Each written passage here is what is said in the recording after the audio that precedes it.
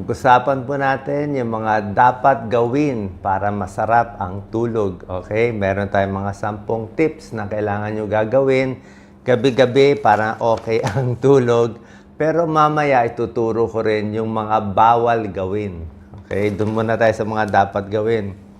Number 1, dapat ang kwarto nyo, syempre, tahimik, madilim, malamig. Pumili kayo ng pinakamalamig, tahimik na kwarto.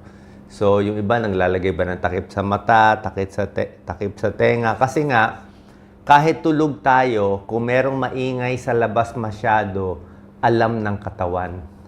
So, kahit tulog ka, tapos may maingay na train o MRT, alam ng katawan, nararamdaman, nai-stress. So, itry mapatahimik. Number 2, isang pamparelax sa stress natin, yung relaxing music. Alam nyo, music, malaking bagay. Kung ano favorite music nyo, kung naalala mo nung bata ka, ako hilig ko yung mga instrumental music. Yung kahit walang kanta, basta yung ano lang, mga piano lang, melody lang, pamparelax. Parang music ng mga spa, ganyan pang massage. Number 3, ang huling kain natin dapat 3 hours bago matulog. So, pag ang tulog nyo, alas 10 ng gabi, gagawin nyo ang kain nyo, huling kain, 7 p.m. Para meron kayong 3 oras hanggang 10 p.m. para matunaw yung pagkain. Para matulungan yung pagtunaw ng pagkain, let's say, naparami kain mo, lakad-lakad. Okay? Hindi masama yan, kailangan maglakad-lakad. Hindi ko naman sinabi mag-jogging kayo. O, lakad lang after eating, kasi pa nakatayo tayo ng lalakad, bumababa, bumibilis yung galaw ng bituka, yung kinain mo hindi mai-stuck dito, mas gagalaw yung large intestine, small intestine natin. So, mawawala na sa tiyan, hindi ka na mai-impatcho. Number 4, lista mo na yung gagawin mo next day. Kasi minsan nakahiga ka na, tapos isipin mo, dami kong gagawin bukas. O, kailangan ko ito gawin. Kaya bago ka matulog, lista mo na, bukas ito gagawin ko. Yan, 1 to 5. Minsan ginagawa ko, yung gagawin ko bukas, naka-ready na. Yung baro ko bukas, naka-ready na. Para paggising ko, baka makalimutan ko, andyan na yung baro, andyan na yung gamit.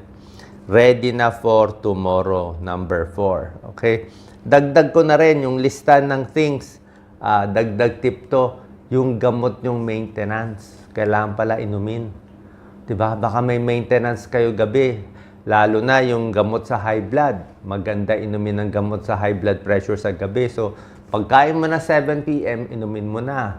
Gamot sa cholesterol, sa gabi din iniinom yan. Gamot sa diabetes, sinasabay sa pagkain sa gabi. Kung twice a day yung gamot nyo sa diabetes. So, inumin nyo na ng 7 p.m. para matunaw na siya at hindi nyo makalimutan. Okay?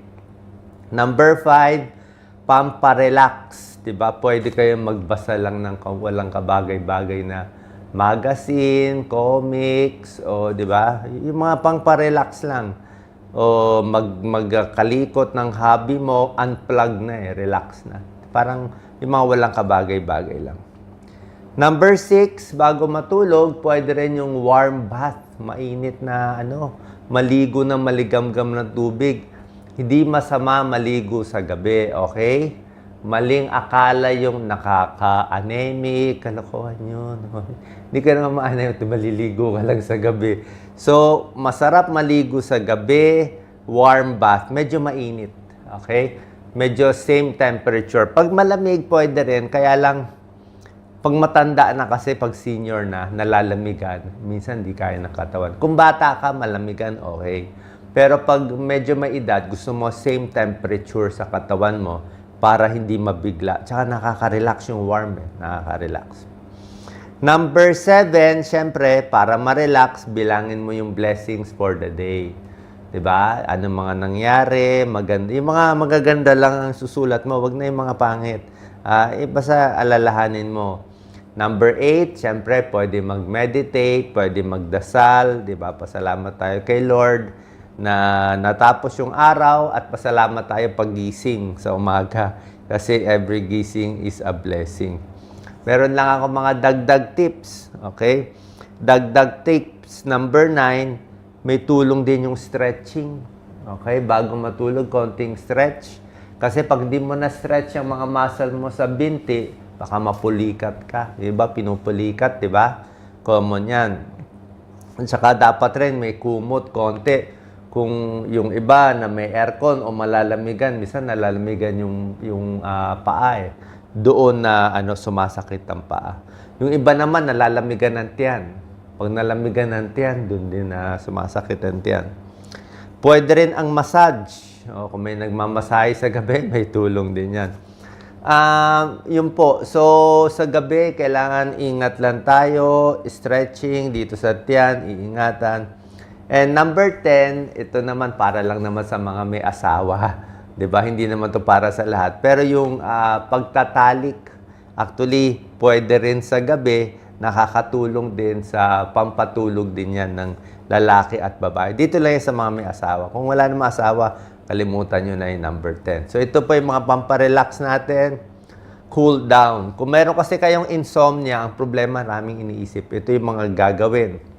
Ngayon, ibibigay ko naman yung 8 bawal gawin. Okay? Itong 8 bawal gawin bago matulog. Kasi pag ginawa nyo itong 8, baka bangungutin kayo. Okay? Ito yung 8 bawal ha. Number 1, bawal lumamon at kumain ng sobra dami sa gabi. Diba? Sinabi ko sa inyo, tama lang. Itong mga spicy foods sa gabi, mahirap ang spicy. Makukulo tiyan mo. Acidic foods, sobra asim sa gabi. O high sugar foods, di ba? So, yung mga spicy, acidic, nakaka-GERD yan. Impatcho, gastric reflux, baka hindi ka makatulog, sakit. Pag umatake na yung tiyan mo kumukulo, tingnan mo ano mangyayari. Pati puso mo, magloloko na rin. Puso mo, bibilis ang tibok, tatalo ng tibok dahil sumakit ang tiyan mo. May connection ang tiyan sa puso. Pag kumulo ang tiyan, hirap ang puso. Isa pa, pag marami ka kinain sa gabi, pwede kang bangungutin, di ba? Bangungot, delikado, may iba namamatay dyan. Number 2, bawal din sa gabi, sobrang exercise. Sabi ko, di ba, pagkakain, lakad-lakad. Pero yung sobrang exercise, yung mga tennis o sobra, pwede ka mag-exercise siguro mga alas 5, alas 6, hanggang alas 7. Tapos, late ka pa matutulog. Pero yung bago matulog, sobrang exercise, hindi po maganda. Mataas yung adrenaline, kailangan mo pa ng cool down. Number 3, bawal gawin, uminom ng alak. Ang dami uminom ng alak sa gabi. Akala lang nila, pag uminom ng alak, nakakaantok. Pero, pag nakatulog ka dahil sa alak, mababaw ang tulog mo. Mabilis ang gising, mababaw, at pagising mo, maputla ka, masama pakiramdam, may hangover pa. Number 4, bawal sa gabi, bawal makipag-away. Okay? Hindi oras na pakipag-away, pagtatalo ng mag-asawa sa gabi.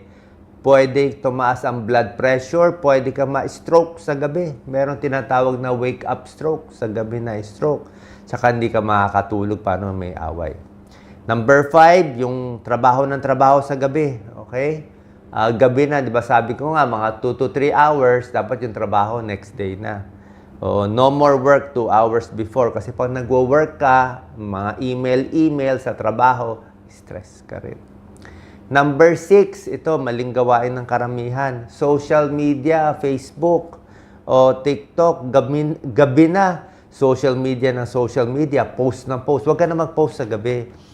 Kasi pag gabi na, let's say matutulog ka na 9 o'clock, magpo-post ka pa. Ay, paano kung may nag-post ka, may nag-bash sa'yo, di ka makatulog.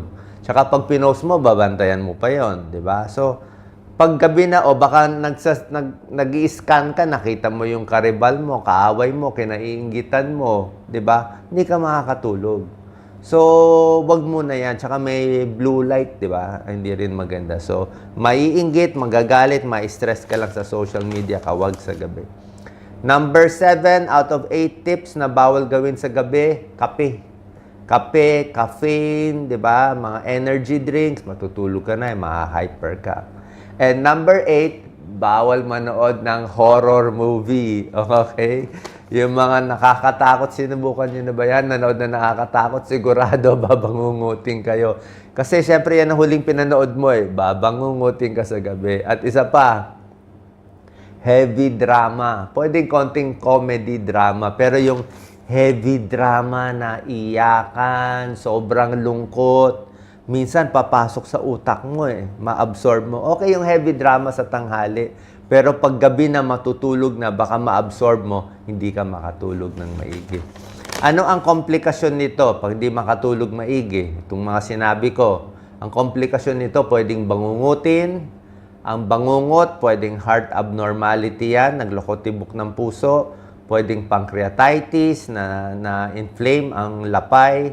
At pwede rin ma-stroke. Meron din mga wake-up stroke. Sabi na stroke habang natutulog kasi nga tumaas ang BP, na stress, na galit ng gabi. So sana po nakatulong to. Mga dapat gawin at mga bawal gawin bago matulog.